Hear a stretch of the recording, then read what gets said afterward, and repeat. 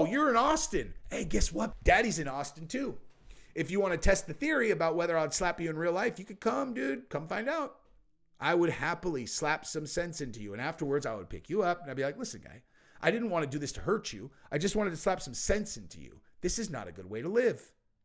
You're going to talk yourself into poverty. That's what happens. If you say negative things, the universe is like, negative person, negative outcomes. All right, so what have I been saying has been going on this whole time with the Conor McGregor and Michael Chandler thing? I've been saying he's in the middle of a contract negotiation, and this has been verified now. Not to mention, we have now verified that he's in play for UFC 300, exactly what I said was going on when he said that he was going to fight at UFC International Fight Week. I'm like, he's just buying time, dude. Contract negotiation. The UFC wants him on 300. Conor wants on 300. Everybody wants on 300. And Nate Diaz has weighed in now also, and so is Michael Chandler. So we got to talk about this thing because that tells us a lot. Mike, the fact that Nate Diaz said what he said today is very notable because, well, we can back into a lot of things from that. So we're going to talk about that right now. I want to show you what we're talking about, and then I will talk about it. Let's rock.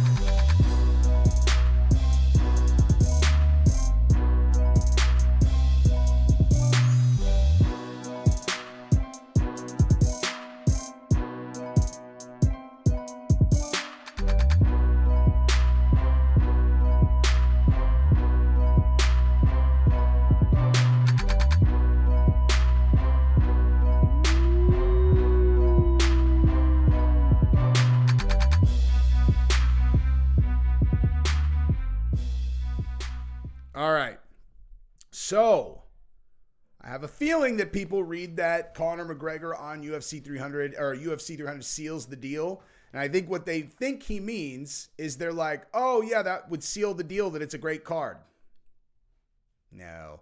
I think what he's saying is he's talking to the UFC and he's like, they've got an offer on the table, whatever. And Conor's saying, if I'm headlining 300, that seals the deal. I would imagine that there are probably some deal points that he's also referencing, but that is almost certainly what he is talking about. Chandler already came back and he's like, I'm in, let's do it. Headline 300, rock and roll.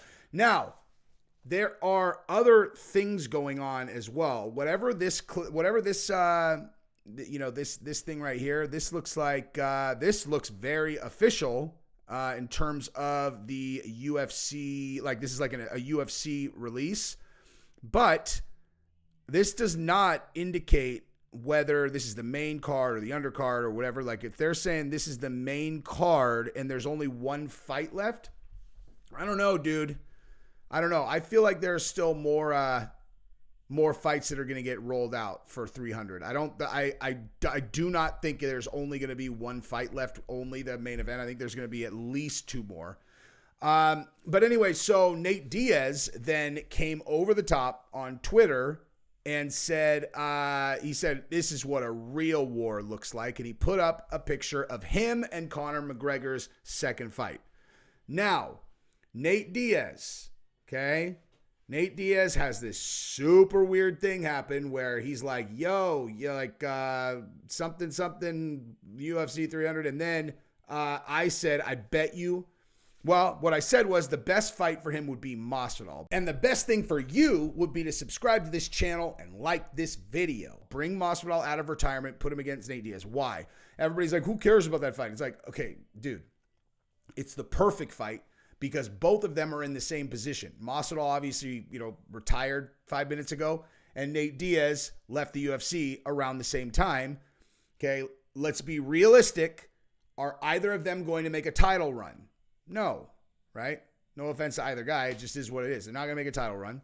So, what is their value in the organization? They're both superstars. All right, so what do you do with superstars who might not be great matchups against the absolutely top of the division elite guys, even though Nate Diaz did almost knock out the current reigning defending champion. I'm just saying. Okay, so the thing that you can do with them is you make interesting matchups against other stars. So Masvidal and Nate is a perfect, I mean, you could not do anything better with either guy, except for in Nate's case, you have him fight Conor, or in Masvidal's case, you have him fight Conor. Like those fights are always there for Conor if he wants to keep fighting, but Conor wants to go on a title run, obviously. But when Nate Diaz said the thing about I should be headlining 300, however long ago that was. I said then, I'm like, dude, I'm telling you, he's in talks for UFC 300. You know, Nate reveals a lot when he goes on Twitter, right? Because, oh, hey, guys, by the way, Masvidal and Nate Diaz are setting up to do a boxing match in Vegas, and the UFC approved it. You're like, what? And then you just never hear about it ever again.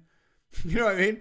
Like, oh, I have heard nothing about this. Like, maybe it was fake news from the beginning. I don't know, but they didn't push back on it. They didn't say no. So makes it feel like maybe it was misdirection. But Nate coming over the top with this is what a real war looks like. It looks like he is a UFC 300. He's in the mix for UFC 300, and then maybe they're trying to make the Masvidal fight, and so he is still trying to angle for Conor McGregor or the headlining spot or whatever, because I am going to speculate that if they are talking to Nate Diaz, and why the fuck would they not be talking to Nate Diaz? I mean, they have to make it a 3-round fight probably against Masvidal. Nate Diaz is like, this is bullshit. I want to be on the top of the card because it's Nate Diaz. He wanted to fight Francis Ngannou. You know, like no one ever accused Nate of being like super, aware of like other considerations besides what he wants in the card. And, listen, dude, him saying, I want to do Conor versus me, the trilogy, you understand for 100% sure that if they had not done Ultimate Fighter with Chandler and Conor, there is fucking no question that the UFC does that fight, right? Like, everybody does understand that, right? That if the UFC had not done Ultimate Fighter, Chandler, Conor, absolutely for 100% certain, as I am certain if I drop this on the cement, it's going to break, they do Diaz and Conor 3 at the top of UFC 300, which would have been amazing. But it is what it is, man. Conor's fighting Chandler. I mean, I could be wrong, dude, but I would say almost unequivocally they're not going to break up that fight, So, listen, dude, I still think, the thing is too, what about Bilal and Leon? What about Pereira was supposed to fight? I don't know, dude. I still think there's more. I think there are more fights coming. But if I had to bet on who's going to headline, I think it's going to be Conor and Chandler. That's who I think is going to headline this fight card. And I think they're going to add another one. And if it is Masvidal and Diaz, I am telling you in advance, I am going to literally do a video where I just hold up a sign that says, get the fuck off me. And I just silently look into the camera like this for 10 straight minutes, silently. And all of you have to watch it. Only if you hate it. Like if you were like, you're crazy, then you have to watch it. 10 straight minutes of me just looking into the camera like this. So, also, I want to talk about the rule change that's being proposed.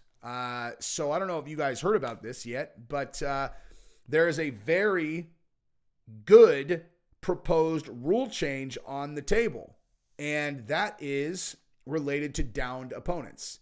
Now, I am always a person who, oh, by the way, why is it going to do that to me, dude? I literally just had that up, man. Okay, so I am never super bullish. Real war. I'm never super bullish that these like government agencies, including, like the Nevada State Athletic Board or like the California State Athletic Board, are ever going to do anything that's just common sense and smart, because, government bureaucracy doesn't work that way. But the grounded opponent thing, I have never liked people having this loophole, or like fighters having this loophole where they can just put their hand on the ground and now they're a grounded fighter. You're like, dude, why? You know what I mean? Why should someone be able to avoid getting kneed and kicked in the head if they've just put their palm on the ground? That doesn't make any sense to me. And so that is exactly what the rule change is proposed to be. So essentially, in order for a fighter to be considered grounded, they would have to have their knees, they would have to have a knee down or an elbow down. But palms and feet do not count. Like, you're on your hands, you're on your feet, you are not a grounded opponent. That is a rule that makes a lot of sense to me. I personally just think they should get rid of the grounded opponent rule in general. You know what I mean? I just do. I just do. I don't see what the logic for it is. I really don't. It's like if Paulo Costa can snap a full throttle head kick at your temple and try to put his shin across your noodle, You're telling me that if he kicks you when you're on all fours, that's going to be way worse than that? Like if the risk of health damage is about like, it should be much more severe if there's something you're regulating against, not just like some random rule. It's like, oh, we don't want people kicking people in the face. You're like, okay, but why? Because you're allowed to kick people in the face if they're standing. Yeah, but if they're on all fours, whatever. It's like, I don't know. I personally don't understand it. This is one moment where I will say, though, I don't fight in the octagon. And I mean, well, one of many moments where I'll say I don't fight in the octagon. I just did a video about John Anik and Sean Strickland. And like one of the things I was talking about was this guy right here who I'm looking at right now. And oh my God, this guy's the worst, dude. This is like this guy, Frankie Fluid.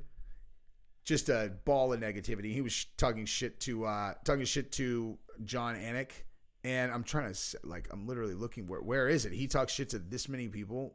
How, dude? If you tweet 17 times a day, and you have like 30 followers, you are a sorry ass Frankie Fluid. I still can't look at this. Dude, where the hell is this tweet, dude? There we go. So, Frankie Fluid to John Anik. Hope you quit commentating on the sport soon. You're a pussy who never stepped foot in the octagon in your life. Whoa, whoa, whoa. But in this case, I will say it is unreasonable for someone who does not get into the cage to have a really strong opinion about whether or not they should be allowed to kick each other in the face when they're on the ground. So, I will definitely acknowledge that. But look, I mean, seriously, look at this guy, dude. This guy, Frankie Fluid, is the worst. Here's, just read all of his responses. Sounds like I struck a nerve there. See you at the state fair, pussy. 17-8 since 2000 poverty-ass program. Jesus, dude. Please go back to Facebook, boomer. You retarded or something? Said the same joke 3 times. Don't mean to bully the disabled. Sorry. Sark around the bottle of Tito's. Oh, yeah. Okay, boomer. This person's 11, dude. This is the bag Smacky is talking about. Woo, woo, woo, woo, woo. Bro needs to start selling insurance and get prepared for his future. Oh, yeah? Hey, tell me about your future, you fucking geek. You need to get a sex doll. Save up your money at your pizza delivery job and buy a sex doll, because that is the closest thing that you're going to have to a woman that will allow you to penetrate them consistently. Okay? This is not ever going to work out in your favor. I wouldn't trust him around a bottle of Tito's. Wait, who says the same jokes all the time? Thanks for fumbling our season away, dumbass. Yeah, dude. Looks like he's been hitting the bottle again. Good one. I feel like you already said that. What else we got, dude? Just going to keep on tweeting this ass thing. All right. What else we got, dude? They were wearing leather helmets for most of those wins. Let's see this graphic for the century. Lincoln is a little baby who can't take any criticism. Sad. He'll be gone soon enough after he finds out he can't hack it in a real conference. Smiley face. Bitch, you couldn't hack it in a fucking room of anybody that would slap a person who talks shit. You can do it like this, dog. Like this. You be all Jesse on fire. Hey, I'll see you, you pathetic motherfucker. I'd be all, you'd be all, oh, ow. I slap children and women, okay? I said, what? I don't, what? Jesse on fire, that's a bad joke. Why? You said you slap women and children. I was fucking joking, Jesus. I would slap this little bitch child right here. Here we go. John Anik, over 4,000 votes thus far. 61% scored the fight for Sean Strickland, 38 to Drickus. Yeah, close. Some of the sharpest minds out there are split. Of course, the liberal media will side with anyone to strip Sean of the title. Hope you retire soon. Shut up, pussy. I think Strickland won too. You don't see me fucking crying about it like you. Hope you quit commentating soon. You've never fought. Those thugs need to shut up and dribble. Never cross the power broker. Listen, this is I'm reading all of them, dude. They need to bring Brandon Miller back and have him shoot that ref. You are the angriest, sorriest, no pussy I've ever seen in my life, dude. Jesus. This guy says, beat it, weirdo cuck. Go kick rocks, Lou. Lick my nuts, bread. This is all in the last 2 days. Bro, get off Twitter, you fucking nerd.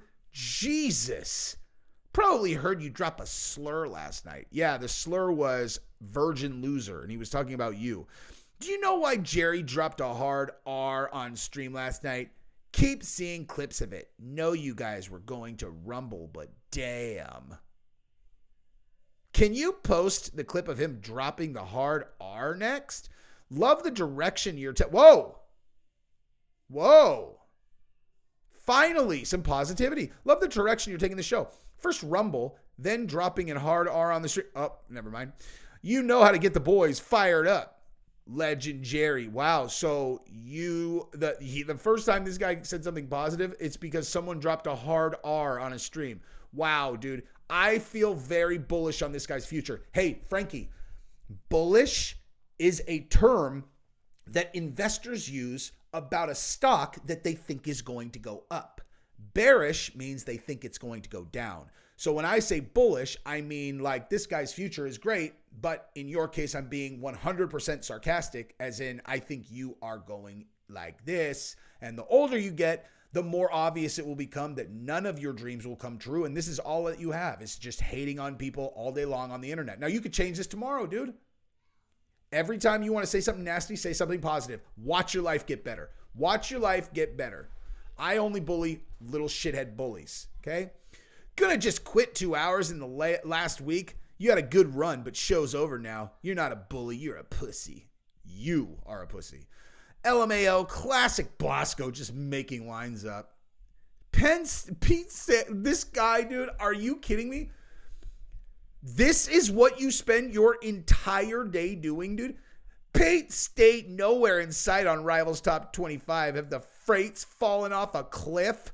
If you want to go to Colorado, that's pretty much the base price unless you're going at an off time. Just got to stay off the mountain at an Airbnb and rent from a local place. Drive sucks, but as a college student, pretty much the only way to make it work.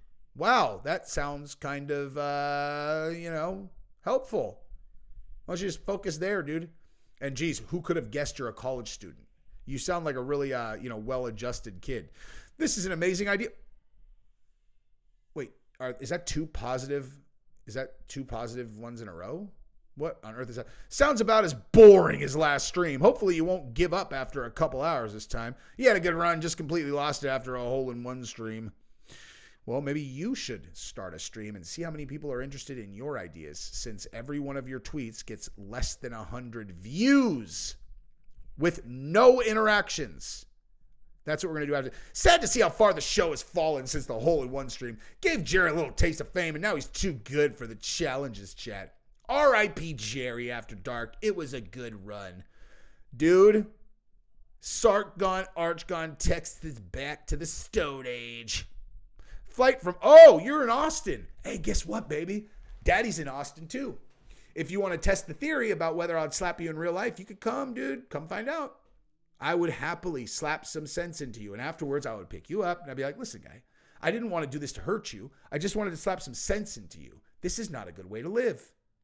You're going to talk yourself into poverty. That's what happens. If you say negative things, the universe is like, negative person, negative outcomes.